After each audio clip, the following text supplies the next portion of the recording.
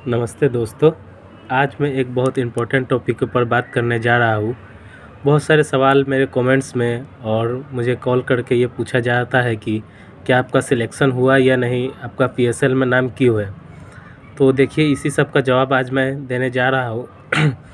तो मैंने 2022 में पहली बार एयरफोर्स का फॉर्म भरा था, क्योंकि जब मैं 12th किया तो मेरे यहाँ पे बहुत सारे साधन नहीं थे, मुझे नॉलेज नहीं था। मैं गांव से बिलोंग करता हूँ, जैसे कि आप में से भी बहुत कोई गांव से ही बिलोंग करते होइएगा। तो मुझे बेसिकली पता नहीं था क्या है, क्या फॉर्म भराता है, कैसे कुछ होता है। तो मैं उस समय अपेयर नहीं हुआ, और जब अपेयर होने का समय आई, जब मुझे नॉलेज हुआ, तब पता चला कि मेरा एज पार हो चुका है। तो जैसे कि अग्निवीर जब स्कीम आया तो 2022 में मुझे पता चला कि हाँ, आप भर सकते हैं फॉर्म, एज 23 कर दिया हुआ है। तो मैं 21 प्लस का था, 22 का था आसपास था, और मैंने ग्रेजुएशन के भी लास्ट ईयर में हूँ।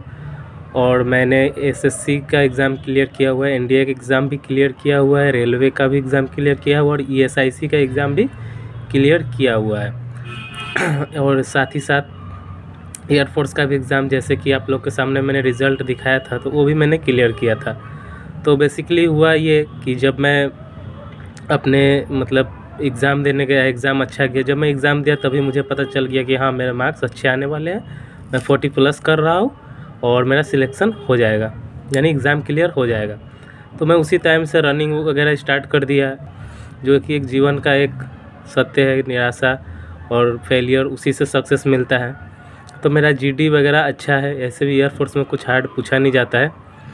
तो वैसे ही मैंने सब कुछ की तैयारी कंप्लीट की थी।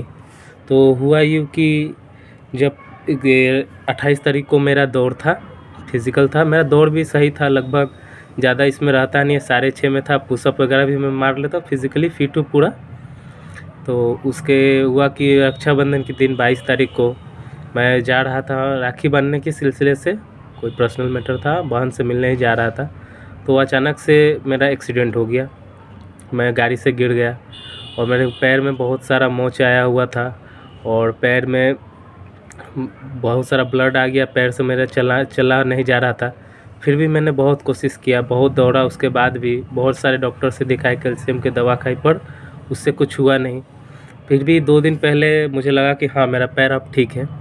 तो मुझसे गलती यही हो गई कि मुझे नहीं दौड़ना चाहिए था, सीधे वहाँ पे जाके दौड़ना चाहिए था, क्योंकि वो दर्द पूरी रूप से ठीक नहीं हुआ था। तो मैंने 5 किलोमीटर की रनिंग की, और 5 किलोमीटर की लगातार रनिंग करने के बाद मैं जब आया वापस, तो उस समय कुछ ज़्यादा इफ़ेक्ट नहीं था। पर जब सो के उठा तो पता चला कि शाम के समय था, पता चला कि अब तक पैर से चल ही नहीं पा रहा हूँ। और इस तरह से 2 दिन बचा हुआ था, तो बहुत निराशे में 2 दिन बीता। बहुत सारा कोशिश किया गया, बहुत सारे डॉक्टर से मिला, पर जिस दिन मेरा दौड़ था यहाँ पे बीटा पे, आपका पटना सेंटर था, 10 ASC पटना, तो वहाँ पे मैं नहीं पहुँच पाया। नहीं पहुँच पाने के कारण मन में एक जिज्ञासा हो चुकी थी कि एयरफोर्स में सिलेक्टेड हो, एयरफोर्स ज्वाइन करूँ, देश के लिए कुछ करूँ। हालांकि 4 साल के थे, पर इस वर्दी का अलग ही कोई बात है, आप लोग को पता ही होगा। तभी आप इतने ज़ोर तोर से तैयारी कर रहे हैं और इतना एफर्ट डाल रहे हैं 4 साल के जॉब होने के बावजूद भी, क्योंकि इस जॉब का अलग ही एक रुतबा है, अलग ही एक प्राउड फीलिंग्स है। तो इस तरह से मेरा उस दिन नहीं जाने के कारण मैं रात भर रोया, बहुत डिप्रेशन में था, 4-5 दिन 6 दिन बहुत डिप्रेशन में था। और मैं ठीक से खाना वाना नहीं खा रहा था, तो बहुत सारा प्रॉब्लम आने लगी, हेल्थ इशू आने लगी। तो फिर मैं आया शहर अपने, फिर से पढ़ाई स्टार्ट की, फिर से पढ़ाई तैयारी की, और साथ ही में उसके बाद मैंने एग्ज़ाम कुछ दिए, एग्ज़ाम में रिज़ल्ट भी है। और उसके बाद अभी एफकेट का हाल ही में फॉर्म आया हुआ है, तो उस फॉर्म को डालूँगा, क्योंकि लास्ट ईयर में हूँ तो अप्लाई कर सकता हूँ, उसमें अपना किस्मत आजमाता हूँ। हाँ, भगवान करे कि फ़िज़िकल में कोई प्रॉब्लम ना हो। एग्ज़ाम की तो तैयारी अच्छे खासे चल ही रही है। देखिए, ये सब नेचुरल है, ये आपके साथ भी हो सकता है। तो आपको ध्यान रखना है कि ज़्यादा जब आप एग्ज़ाम दे के आए, तो अगर आपका एग्ज़ाम अच्छा जाए, चाहे अच्छा ना भी जाए, फिर भी सबका ही अच्छा जाएगा, भगवान करे। तो आप अपना फ़िज़िकल स्टेटस पे ध्यान दीजिए। आप रनिंग अभी से स्टार्ट कर दीजिए। उस टाइम ज़्यादा इधर-उधर दौड़ धूप, गाड़ी चलाना, ये सब काम नहीं करना चाहिए, क्योंकि होता क्या है कि उस समय पता नहीं क्या आपके साथ दुर्घटना हो जाती है, ना चाहते हुए भी। ये शायद प्रकृति का ही देन है, या कुछ भी कहिए, मिरेकल कहिए, कुछ भी कहिए, आपके साथ ऐसा हो जाता है। तो इस बात का तो दुख था ही कि मुझे वर्दी ना मिली, पर होप करता हूँ कि आप लोग का आशा, आप लोग का दुआ, आप लोग का सपोर्ट रहेगा तो मैं अगली बार एफकेट में अपना एग्ज़ाम क्लियर करूँ तथा दूसरे और भी एग्ज़ामिनेशन है उसमें वर्दी पाने की चेष्टा करूँ। और मेरा भी आपसे यही आशा है कि आप लोग सभी कोई अच्छे कीजिएगा, आप सभी कोई वर्दी लीजिएगा।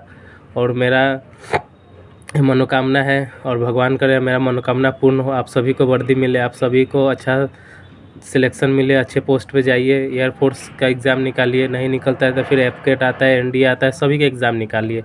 आप बेसिकली ऐसा पढ़िए कि आपको सब्जेक्ट पे पकड़ हो, प्रैक्टिस ज़्यादा से ज़्यादा कीजिए, आपको कहीं ना कहीं सिलेक्शन मिलेगा ही।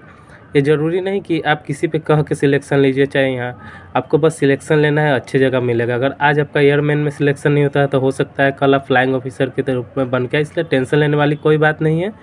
बिंदास होकर एग्ज़ाम दीजिए, केयरफुल रहिए। Thank you.